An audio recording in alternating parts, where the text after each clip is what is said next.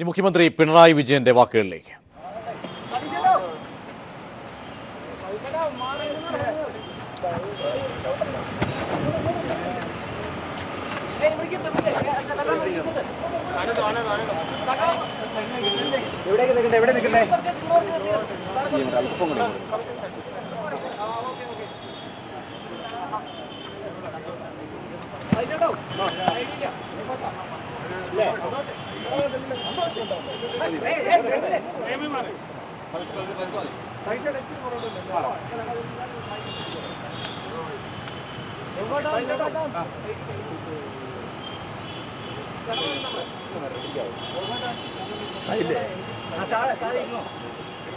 റെഡിയല്ലേ?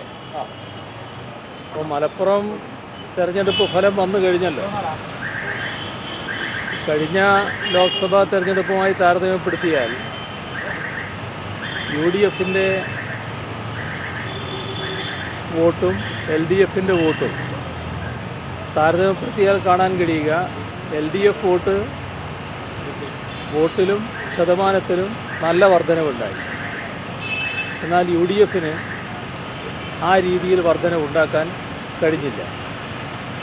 അതേസമയം BJPയുടെ വോട്ടിംഗ് ശതമാനം പുറകോട്ട് പോവുകയും ചെയ്തു. അപ്പോൾ തെരഞ്ഞെടുപ്പ് രംഗത്ത് കടുത്ത മത്സരം തന്നെയാണ് ഉയർന്നു വന്നത്. നല്ല മത്സരം നടത്താൻ കഴിഞ്ഞു. നേരത്തെ ചില വിവാദങ്ങൾ അതുമായി ബന്ധപ്പെട്ട് ഉയർന്നു വന്നിരുന്നു.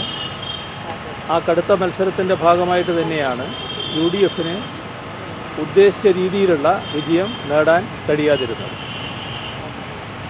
സംസ്ഥാന സർക്കാരിനെതിരെയുള്ള വിധിയെഴുത്തെന്നാണ് AK ആന്റണി രമേശ് ചെന്നിത്തലയും ഇപ്പോൾ പറഞ്ഞിരിക്കുന്നത്. ഇതൊരു തരത്തിലും സംസ്ഥാന സർക്കാരിനെതിരെയുള്ള വിധിയെഴുത്തല്ല. കാരണം അവിടെ രണ്ട് കൂട്ടർ ശബ്ദിക്കാതിരുന്നിരുന്നു. ഒന്ന് SDPI, മറ്റൊന്ന് വെൽഫെയർ പാർട്ടി.